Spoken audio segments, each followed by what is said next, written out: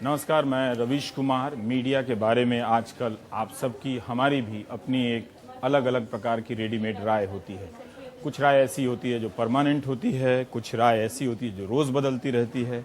कई बार आप तथ्यों को लेकर सही भी होते हैं, हमारी गलतियों को पकड़ते हैं, और कई बार आप मीडिया के बारे में ज़्यादातर धारणाओं पर ही भरोसा करते हैं।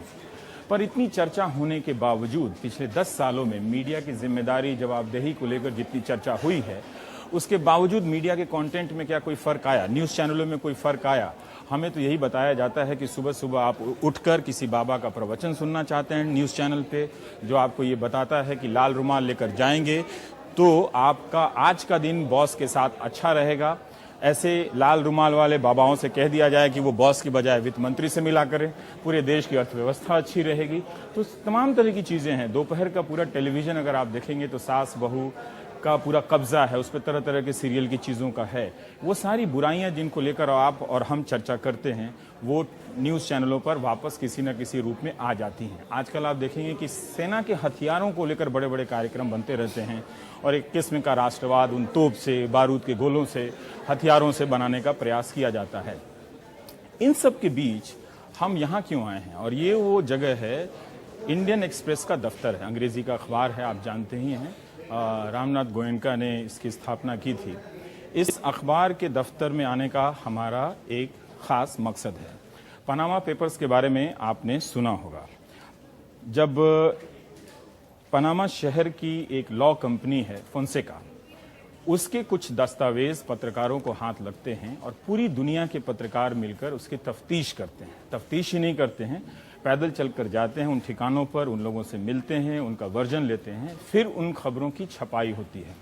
पत्रकारिता के इतिहास में ये एक बड़ा मोड़ है, खासकर उसी दौर में जब हम और आप पत्रकारिता को लेकर बहुत कई प्रकार से आशंकित हैं, सही भी हैं और कई बार धारणाओं के स्तर पर भी हैं। तो ऐसे समय में जब पनामा पेपर्स, एक ऐसी घटना होती है पत्रकारिता को लेकर, जब एक ही दस्तावेज को लेकर एक ही दिन में दुनिया के अलग अलग अखबारों में, अलग अलग वेबसाइट पर उन देशों से जुड़े हुए लोगों के कारनामे छपते हैं कि किन किन लोगों ने कंपनियां बनाई थी। कई लोग कहते हैं कि बड़ा मुश्किल है इसे समझना, पर इसे यूं भी समझा जा सकता है कि पनामा शहर में फोंसेका नाम की एक कंपनी है जो ज़रूरत पड़ने पर आतंकवादी गतिविधियों में शामिल लोगों की कंपनियां भी खुलवा देती है, ड्रग डीलर्स की कंपनियां भी खुलवा देती है, अच्छे कथित ईमानदार लोगों की कंपनियां भी खुलवा देती है। और ये कंपनियां क्या होती हैं? ये हमें बताया गया है कि ये कानूनी तरीके से खोली गई कंपनियां होती हैं।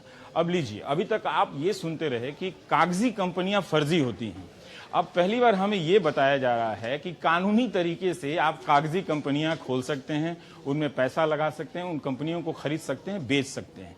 तो ये सब कारोबार करने वाली उस लॉ फर्म के जब दस्तावेज लीक हुए तो एक चुनौती थी पत्रकारों के सामने, मुल्क की सीमाओं की, तरह तरह के देश के कानूनों की, और पत्रकारों की अपनी क्षमता और सीमा की कि क्या हम उन दस्तावेजों को पढ़ने में सक्षम हैं, क्या हम उन आंकड़ों को समझने में सक्षम हैं जो इस ग्लोबल वित्तीय दौर में, फाइनेंशियल दौर में, इरा में चीज़ें हमारे सामने पेश आ रही हैं। एक चुनौती थी कि ग्लोबल अर्थव्यवस्था का विस्तार होने के बावजूद हम भ्रष्टाचार के उन किस्सों को नहीं पकड़ पा रहे थे। एक रास्ता क्या पनामा पेपर्स की पत्रकारिता से मिलता है। कई लोगों ने कहा कि इसे लेकर उतना हंगामा नहीं हुआ, पर मेरी चिंता एक दूसरी भी है कि पत्रकारिता के इतने संस्थान हैं, इतने विद्यार्थी हैं, वहां पर लोगों ने इसे लेकर प्रोजेक्ट्स रिपोर्ट क्यों नहीं बनाए और पत्रकारों से क्यों नहीं बात किया कि ये क्या है, क्या घटना है। तो इसके लिए हम आए हैं इंडियन एक्सप्रेस के दफ्तर के भीतर। कई बार आप न्यूज़ चैनल पे न्यूज़ चैनल का ही न्यूज़ रूम देखते हैं, तो मैं आपको घुमाकर इसका विस्तार दिखा सकता हूं कि मराठी से लेकर हिंदी, जनसत्ता, लोक सत्ता और अंग्रेजी का अखबार इंडियन एक्सप्रेस, वेबसाइट एडिशन वगैरह वगैरह यहाँ पर इसके पत्रकार, संवाददाता, संपादक सब यहाँ पर बैठे आपको नजर आएंगे। और जिस वक्त हम रिपोर्ट कर रहे हैं, रिकॉर्ड कर रहे हैं, 5:30 बज रहे हैं, तो सारे रिपोर्टर अपने अपने फील्ड से लौट कर आए हैं। तो आप ये भी देखिए कि पत्रकार काम कैसे करता है और किस तरह के खुले माहौल में। दीवारें नहीं हैं। तो हमारे साथ जे मजुमदार हैं, ऋतु सरीन जी हैं, ए वैद्यनाथन अय्यर साहब हैं। ये 3 लोग उस टोली का हिस्सा हैं जो दुनिया के 300 से 350 से ज्यादा पत्रकारों ने मिलकर 1 साल तक पनामा पेपर्स का अध्ययन किया, उसकी पड़ताल की। तो क्या आप बिल्कुल नहीं जानना चाहेंगे कि वो कौन सी पत्रकारिता है जहां पर इतने मोटे मोटे दस्तावेजों का 1 साल तक अध्ययन किया जाता है, एक जोखिम उठाते हैं पत्रकार जो छाप रहे हैं कि वो सही है या गलत है, उसके अपने बहुत सारे नफा नुकसान है, कोई मानहानि कर सकता है, कोई कानूनी नोटिस भेज सकता है। तो ये किस्सा है और किस्से के रूप में हम क्यों नहीं जान सकते कि ऐसी क्या खास बात है कि जिन खबरों को हम 2 मिनट में बिना तथ्यों के आजकल टेलीविजन पर लेकर परोस देते हैं, भाषण कर देते हैं, कुछ 2-4 पत्रकार ऐसे हैं जो 1 साल तक उन खबरों के पीछे लगे हुए हैं, उन दस्तावेजों को पढ़ने के लिए अपना पूरा जीवन लगाए हुए हैं, उस 1 साल की जिंदगी को जी रहे हैं। तो ये अगर आप जानेंगे तो आप एक दर्शक के नाते, एक पाठक के नाते आप सक्षम होंगे, समृद्ध होंगे कि पत्रकारिता ऐसे भी हो सकती है। हमारा दावा नहीं है कि यही बेहतर रास्ता है, पर ये जो रास्ता है क्या इसमें बहुत संभावनाएं हैं या इसकी भी अपनी चुनौतियां हैं। तो हम ये सब बात करेंगे। हमारे साथ जय हैं, ऋतु हैं और वैद्यनाथन साहब हैं, अय्यर साहब हैं। हम चलते भी रहेंगे, लेकिन एक ऋतु जी मैं जानना चाहता हूं कि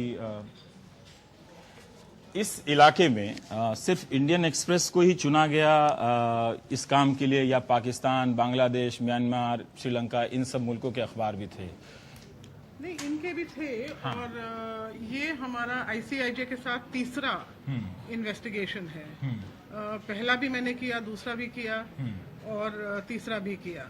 तो उनके we were a natural partner उनके लिए से, क्योंकि मैं ICIJ के मेंबर हूँ।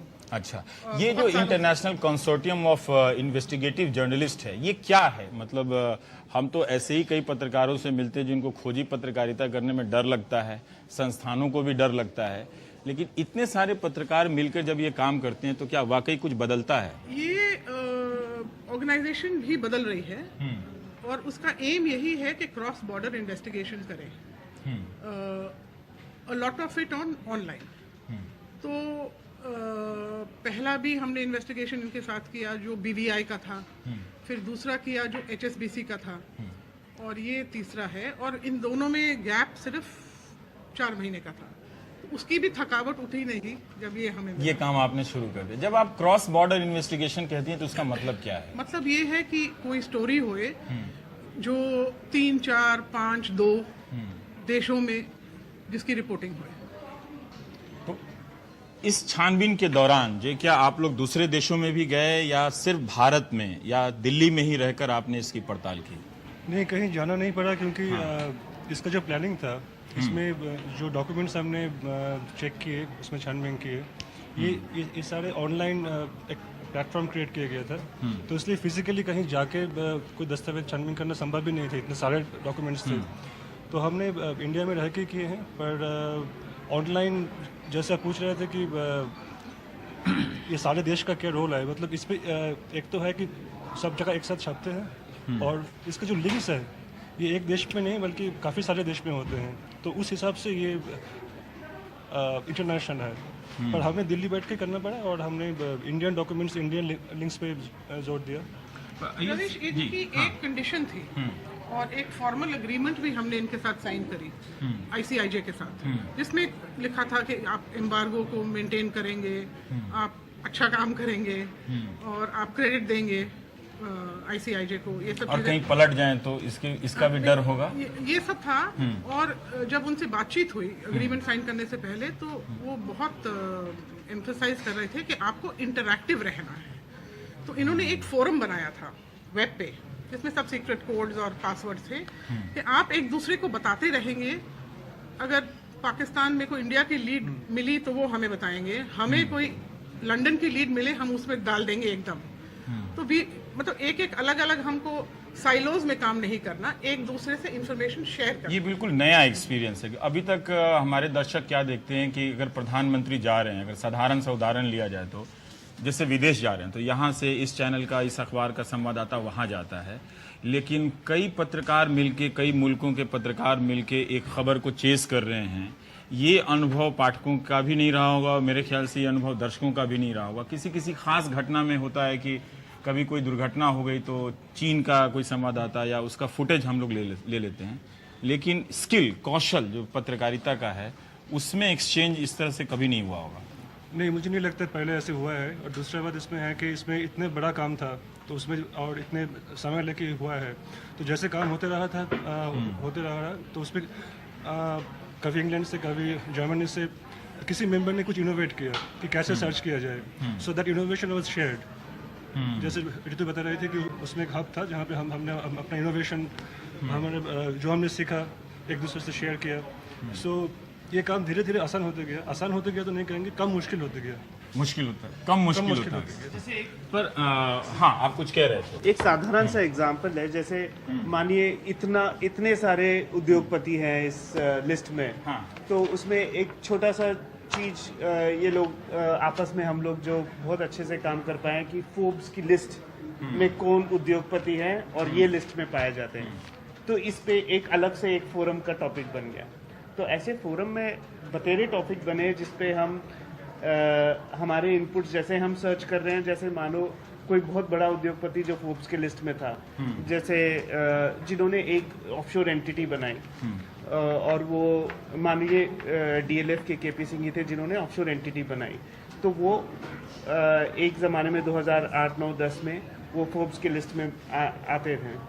तो हमें पता चला कि ये फोर्ब्स लिस्ट में है, तो वो उसका एक अलग कैटेगरी बन जाती है। तो ऐसे बहुत सारे उद्योगपति मिलके एक कैटेगरी बन गई फोर्ब्स लिस्ट।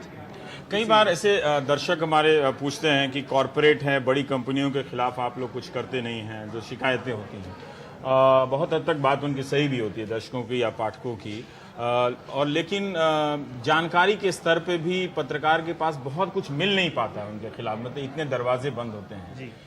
इस दस्तावेज से आपको लगा क्या कि कॉरपोरेट के पीछे के दरवाजे में, बैकयार्ड में जो कुछ रखा हुआ है उससे काफी कुछ देखा जी, हमारे देश में तो सबसे बड़ी ये बात रही ना ही हमारे देश में, बाकी देशों में, कि प्रमोटर जो मतलब उद्योगपति है, हाँ। और कंपनी है, जो दो अलग एंटिटी होती हैं। वैसे देखा जाए एक इंडिविजुअल है, एक कंपनी है, ये बहुत अलग होती है। लेकिन हमारे देश में बहुत सारी कंपनीज तो सिर्फ प्रमोटर ही चलाते हैं, तो उनका रिट रूल करता है कि हम जो चाहते हैं वही होता है हर बार। बड़े बड़े कंपनीज भारत में ऐसे ही हैं जहाँ पे प्रमोटर ड्रिवन कंपनीज हैं। तो यहाँ पे जो वो डिस्टिंक्शन थोड़ा सा ब्लर होता है, क्योंकि यहाँ पे ये पूरा इन्वेस्टिगेशन ही रेसिडेंट इंडिविजुअल्स पे, इंडियंस पे है, जो भारतीय नागरिक ने बाहर देश में जाके टैक्स हेवन में जाके जिसने एक ऑफशोर एंटिटी मोज़ैक फोंसेका से खुलवा लिया। पर मैं एक और सवाल है कि जैसे बहुत, जब आप एक पनामा एक दूसरा जगह है ना, तो एक अंतर्राष्ट्रीय बहुत सारे कानून होते होंगे। तो जब आप किसी कंपनी, किसी व्यक्ति के निवेश के बारे में तफ्तीश कर रहे हैं, तो क्या आप इन सीमाओं से भी गुजरे कि शायद वहाँ के देश का कानून आप नहीं समझ पा रहे हैं, अपने देश के कानून में क्या अंतर है वो आप नहीं समझ पा रहे हैं? ये बड़ा मुश्किल है। एक सामान्य पत्रकार, अगर मेरे पास ये सारे पेपर्स होते जिसके बारे में बात करूंगा, मुझे नहीं समझ में आता कि इनको कैसे डील करना है, इनको कैसे पढ़ना चाहिए। बिल्कुल, वो तो बहुत वाजिब है, लेकिन जब आप इन्वेस्टिगेशन करते हो आप कंपल्सरीली पढ़ते हो, क्योंकि आपको पता करना है कि अगर 80 टैक्स हेवेंस हैं, तो वो 80 टैक्स हेवेंस में कितने देशों के साथ भारत की कोई डबल टैक्सेशन अवॉइडेंस ट्रीटी है, वो ट्रीटी के तहत किस देश में कितना टैक्स लग सकता है, या टैक्स छूट है या माफ है। तो ये सब तो आपको थोड़ा बैकग्राउंड रिसर्च करना पड़ता है, और इसके लिए आप बहुत लोगों से मिलते भी हो नॉर्मल तौर पे। जैसे हम अगर कोई रितु जी जो फाइनेंस इन्वेस्टिगेशन काफ़ी सालों से की है, हम भी फाइनेंस मिनिस्ट्री कवर किए हैं, तो हम लोग वैसे ही बातचीत में ये सब बातें तो होती है, तो और थोड़ा पता करना पड़ता है। हाँ। ये जो मोटे मोटे ये सारी चीजें ये क्या हैं? ये वही डॉक्यूमेंट है। देखिए, हम लोग रितु जी ये पढ़ रहे थे कि 1 करोड़ दस्तावेज हैं, ठीक है, लेकिन हम जान नहीं पा रहे हैं कि वो 1 करोड़ दस्तावेज दिखते कैसे हैं, मतलब वो क्या हैं। आपको समझाती हूँ। हाँ। बड़ा इंटरेस्टिंग है।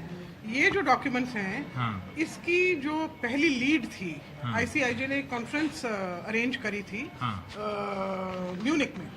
अच्छा। ये 2 कॉन्फ्रेंसेस हुई थी, एक शुरुआत में वॉशिंगटन में, फिर एक म्यूनिक में, जहाँ 100 लोग जो प्रोजेक्ट कर रहे हैं वो पहुंचे। तो मैं भी गई थी। तो ये जो स्टोरी मैंने एक डिफेंस स्टोरी की थी एज पार्ट ऑफ दिस। इसकी पहली लीड मुझे एक आयरिश जर्नलिस्ट ने दी। अच्छा। अब ये इतना सिंपल नहीं है कि किसी नाम से हमेशा आपका एंट्री वो खुल जाएगी।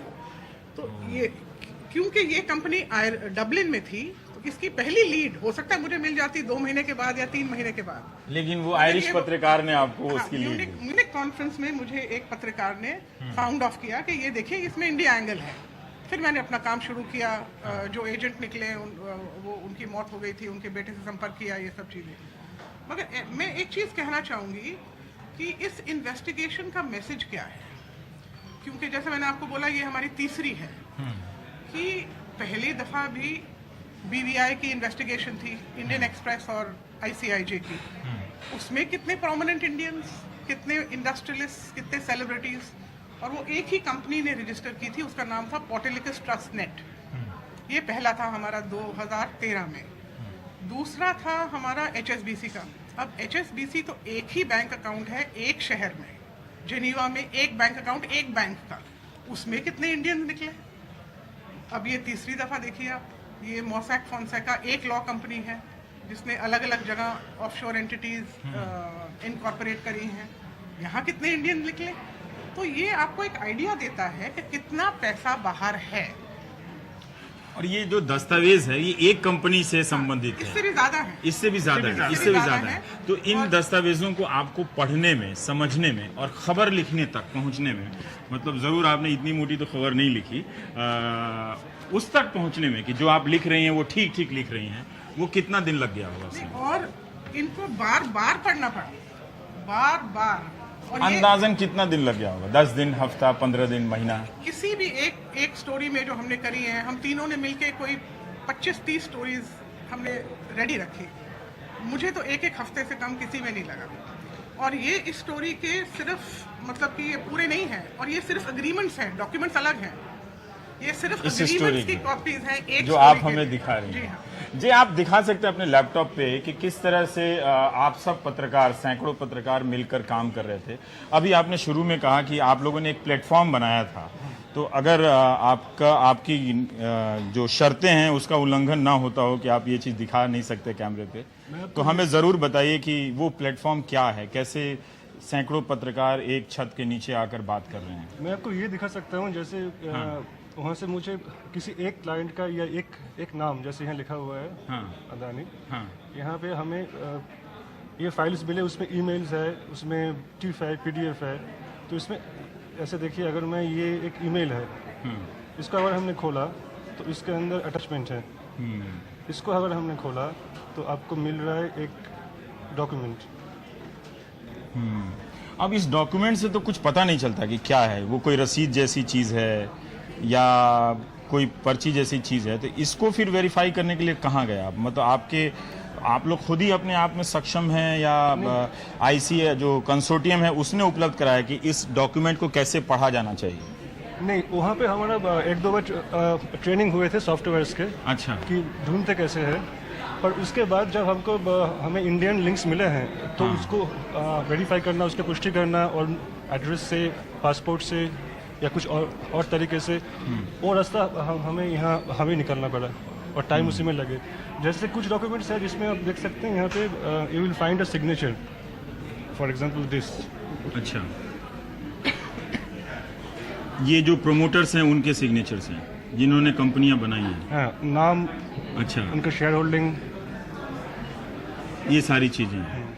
इनके बारे में 2 तरह की राय आती है कि एक तो वो लीगल भी हो सकते हैं, जायज़, जैसे रिजर्व बैंक के गवर्नर ने कहा, लेकिन जो दूसरे नहीं हो सकते इसके बारे में कोई बोल नहीं रहा है कि जो दूसरे लीगल नहीं हो सकते वो क्या हो सकते हैं, इसके बारे में कोई नहीं बोलता है। तो वो क्या है? मतलब जो कई बार लोगों ने, रितु जी ने कहा कि इस पनामा पेपर्स को लेकर इसलिए हंगामा नहीं हुआ कि इसमें कोई नेता पकड़ा नहीं गया और बहुत सारे ऐसे खाते ऐसे हो सकते हैं जो जायज़ तरीके से खोले गए हों। नहीं, ज़रूर ऐसे हो सकते हैं।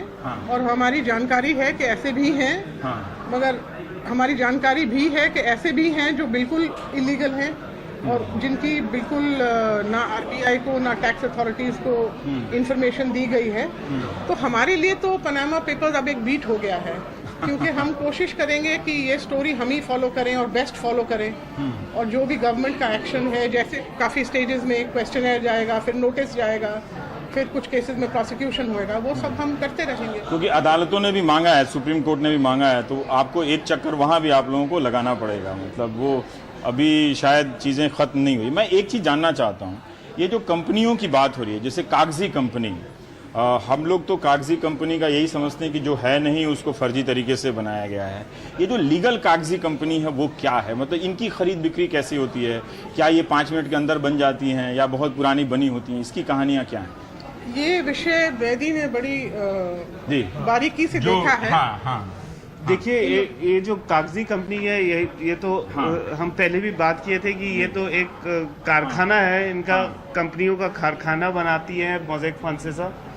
तो वहाँ पे कंपनियों का कारखाना है। हाँ तो वहाँ पर आपको ऐसे जैसे बक्से में मानिए 100 सर्टिफिकेट रखे हैं, ऐसे 100 सर्टिफिकेट रखे हुए हैं। हाँ तो आपको बताते हैं देखिए ये गुडसन लिमिटेड है, ये प्राइम प्रॉपर्टी लिमिटेड है, ये फलाना है ढिमकाना, ऐसे 1000 नाम की कंपनीज उनके पास रजिस्टर के तैयार पड़ी हुई हैं। उनमें वो लोगों ने अपने नाम के शेयर होल्डर भी लगाए हुए हैं, अपने नाम के डायरेक्टर भी लगाए हुए हैं। तो आपको कहते हैं कि ये गुडसन लिमिटेड चाहिए, आपको ये नाम चलेगा? तो आपको अगर चलता है, आप मतलब ये किसी काम के लिए आप यूज विदेशी कर रहे हैं, टाइप साउंड करता है तो हाँ, तो इतने जल्दी पता भी नहीं चलता है, तो बना दीजिए गुडसन लिमिटेड, तो आपको दे देगा गुडसन लिमिटेड।